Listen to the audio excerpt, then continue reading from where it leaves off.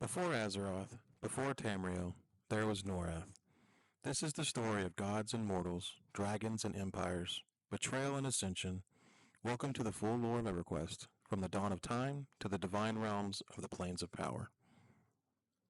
In the beginning, there was only the Nameless, a mysterious entity beyond time and comprehension.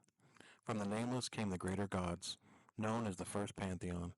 These deities created realms of their own, known as the planes, each reflecting their nature: fire, water, hate, love, disease, knowledge, and more. Among the first to act was Vishan, the dragon goddess of the plane of sky.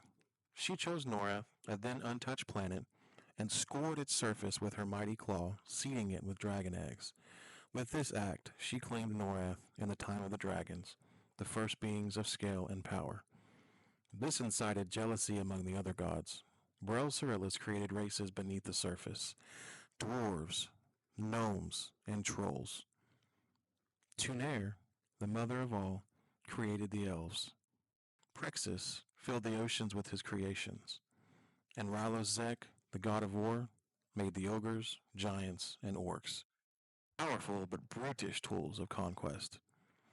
As mortal races began to thrive, Norrath entered its Elder Age.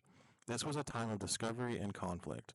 The elves split into multiple factions. High elves worshipped Tunare and built the city of Felwith, while the Dark Elves, corrupted by Inaruk, god of hate, founded the sinister city of Neriak. The dwarves forged Kaladin beneath the peaks of Butcherblock, and humans created a union of divine influence, built Quanos and Freeport. Gnomes, halflings, barbarians, all began to shape the world with their cultures and cities. The Combine Empire rose, a human-led magical empire with the goal of unifying all of Norrath. Led by powerful magic users, they created portals and explored distant lands. But pride brought their downfall. Internal corruption and rebellion shattered the empire, scattering its knowledge and leaving behind ruins like Befallen and Catacastelum. Divine meddling shaped and the fate of races. Solasek Ro, the Prince of Flame, grew jealous of Tunare's influence. He raised the Serpent Spine Mountains, drying up the rivers that fed the great Eldar forest, causing it to wither and die. The elves were forced to flee, and Tunare's blessing waned. In the shadows, the ancient serpent race, the Shisar, practiced necromantic rituals in the desert lands of Kunark. They were powerful and cruel, enslaving the Ixar and building the pyramid city of SS Raja. Their arrogance angered the gods, who unleashed a deadly curse, the Green Mist, that wiped them out nearly overnight. The Shisar escaped to the moon, Luklin, but Norrath was finally free of their tyranny. For now. In what players know as classic EverQuest, the world of Norrath was in a state of tension and opportunity. Dragons like Nagafin and Vox were cast out by the claws of Vishan for attempting to mate and create a prismatic dragon, a creature of incredible power that could challenge even the gods.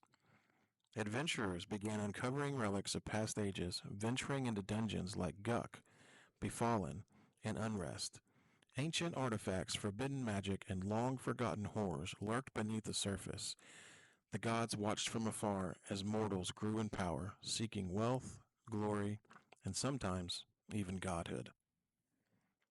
In the frozen lands of Velius, a war raged between three great powers: the Koldane dwarves, the Kromzek giants, and the Claws of Vishan dragons.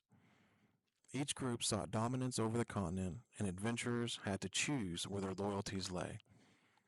The Koldane, descendants of Browserilis, defended their mountain halls from the rampaging giants, while King Tormax and his Kromzet sought to wipe out all opposition, believing themselves the rightful rulers of Velius. Meanwhile, the dragons of the Claws of Vishan guarded ancient secrets and feared the return of prismatic dragons like Carafirm the Sleeper, a near apocalyptic threat kept in presence by their own kind. Then came Luklin, the moon of Norrath. Long hidden, it was discovered to be teeming with life and ancient secrets. The Nexus was constructed, a magical hub of teleportation, created by the Combine's descendants, allowing fast travel across Norrath. Lukeland's surface held bizarre and ancient life, the vampiric coterie, the cursed Akhavins, remnants of a long-lost civilization, and of course, the Vashir, a feline race exiled from Norrath after a massive explosion in Kara Ridge. Adventurers uncovered the twisted history of the Shishar's exile to Lukland and their continued dark experiments within the pyramid of SS Ra Temple. Lukland was a strange and dangerous place, disconnected from Norrath's divine order. The final chapter in this saga, the Plains of Power, the veil between mortals and gods, began to tear. Eons ago, the gods had sealed off their realms from Norrath, believing mortals were too weak to wield divine power. But the races of Norrath had grown, united, and conquered every challenge laid before them. The Plains of Knowledge opened as a central hub, and from there, brave adventurers could access the realms of the gods. The plane of fire, water, earth, air, disease, nightmare, justice, valor, and even the plane of hate and fear itself. Each plane represented a concept, a divine embodiment, and each was ruled by its own god. Mortals challenged the gods themselves. In the culminating raid, players entered the plane of time, where the gods met in council, and defeated the most powerful avatars, forever altering the balance between God and man. This was not just a battle, it was a rebellion. The gods were no longer untouchable. The story of EverQuest is a tale of ambition, of mortals challenging fate, of gods trying to contain what they created, and a world forever changed by the choices of its people. From the claws of Ashan to the chambers of the plane of time, this is just the beginning. New threats lie beyond, but that is a story for another time. If you enjoyed this deep dive into EverQuest lore, drop a like, hit subscribe, and share your favorite in-game memory in the comments below. Norrath remembers all.